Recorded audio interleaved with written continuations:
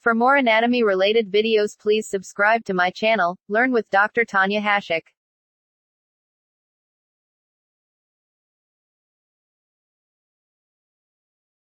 Hello everyone, in this video we'll continue the anatomy of the digestive system. So today's topic of discussion is small intestine. So small intestine, it is involved in the digestion of the food. It is long as well as slender tube, that is it cannot be distended much. And the length of the small intestine, it is about 6 meter and it extends from the pylorus to the ileocecal junction. So it extends from the pylorus part to the ileocecal junction and it is about 6 meter long. And in males it is slightly longer compared to females, and in cadaver it is much longer due to the loss of tone. So the small intestine, it is divided into a fixed part and a mobile part. So the fixed part is the duodenum, and the duodenum, it is again divided into 4 parts. We'll go in detail in the upcoming sessions. So it has got a upper or the proximal fixed part called as the duodenum and a mobile part which has the jejunum as well as the ileum. And the duodenum, it is about 25 centimeter long, and the upper 2/5 of the mobile part is called as the jejunum and the lower 3/5 of the mobile part, it is called as the ileum. So this is the ileum part and this is the jejunum part. It is the upper 2/5 of the mobile part, it is called as the jejunum, and the lower 3/5 of the mobile part, it is called as the ileum. So first we will discuss about the features of the small intestine. So the small intestine, it is adapted to digestion as well as the absorption of the food, and to improve the area, to improve the surface area of absorption, it has got certain features. So first is the length. The length of the small intestine, it is about 6 meter. It is for larger surface area. Another important feature is the presence of the villi and microvilli. That is, it has projections called as villi, and it is the elevations and also the crypts. It helps in the improving the surface area and thus improves the absorption. And there are so many circular folds. These are the circular folds which are present in the small intestine. This also improves the area of absorption.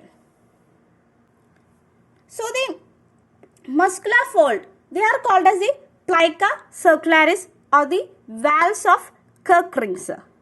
So the muscular folds are called as the plica circularis or the valves of the Kirk rings. They are arranged in such a pattern that it do not diminish even if the small intestine, it is distended.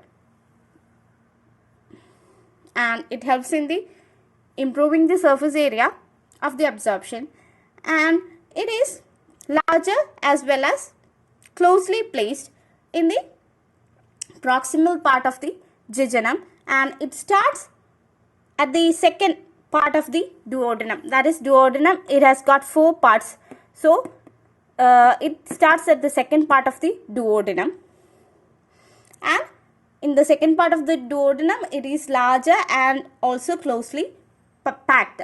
In proximal part of the jejunum also, it is larger as well as closely packed, and in the distal part of the jejunum, it starts slowly diminishing, and in the proximal part of the ileum, it is almost absent, and in the distal part of the ileum, it is fully absent. So that is about the plica circularis.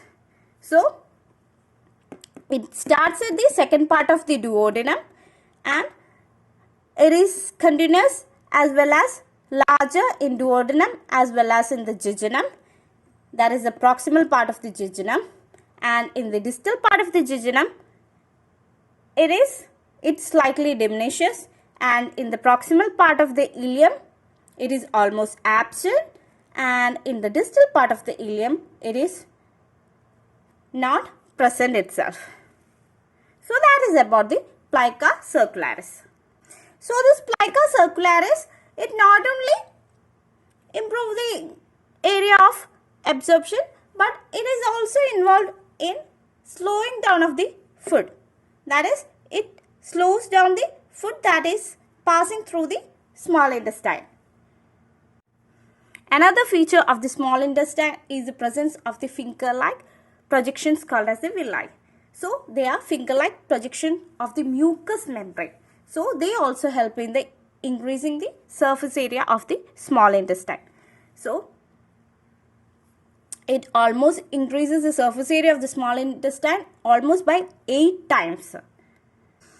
It is visible to the naked eye, and it also gives the mucous membrane a velvety texture.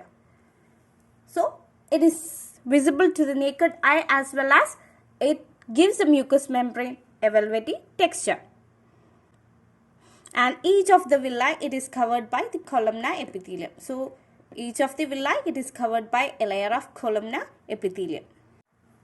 So now we will discuss about the intestinal glands. Intestinal glands, they are also called as the crypts of Lieberkühn.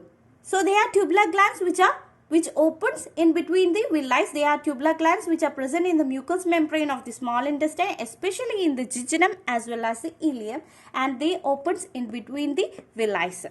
And they secrete the digestive enzymes as well as the mucus.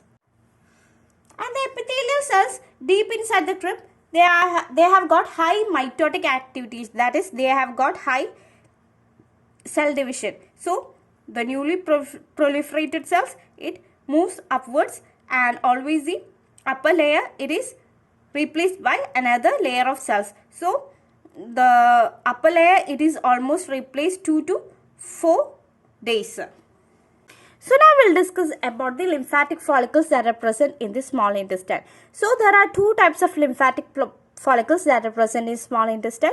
They are the solitary lymphatic follicles. So these are the solitary lymphatic follicles, and these are the aggregated lymphatic follicle. So the solitary lymphatic follicles, they are only 1 to 2 millimeter in diameter, and they are present both in small intestine as well as the large intestine.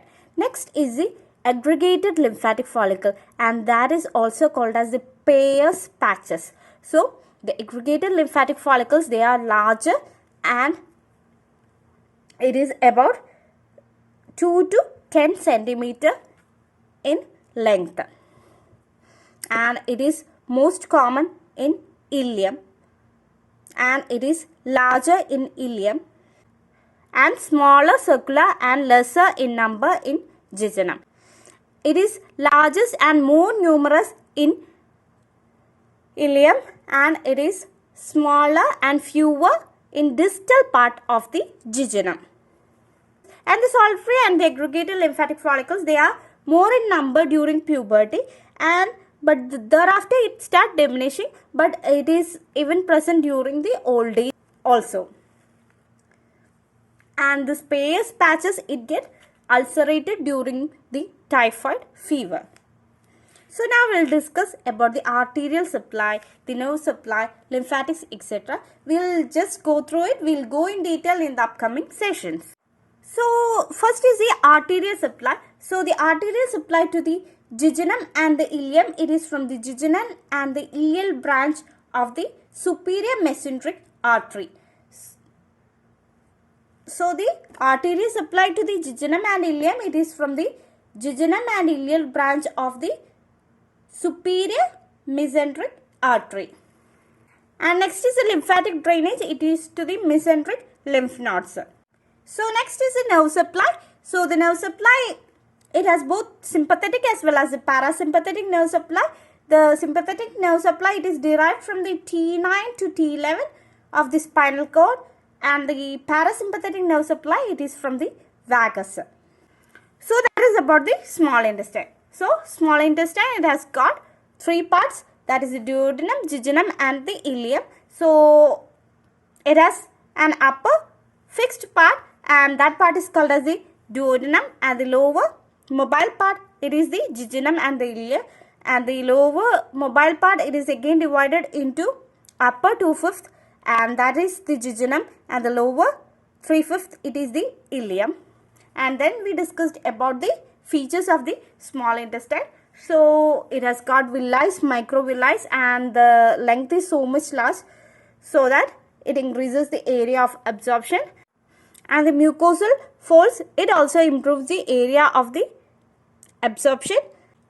Then we discussed about the lymphatic follicles. So there are two kinds of lymphatic follicles, that is the solitary lymphatic follicles and also the aggregated lymphatic follicles, which are also called as the Peyer's patches.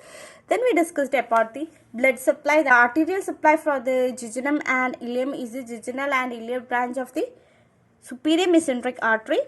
Next we discussed about the lymphatic drainage. It drains into the mesenteric lymph nodes, and it has got both sympathetic as well as parasympathetic nerve supply. Sympathetic nerve supply, it is from the T9 to T11 of the spinal cord, and the parasympathetic, it is from the vagus. So this is the end of today's video.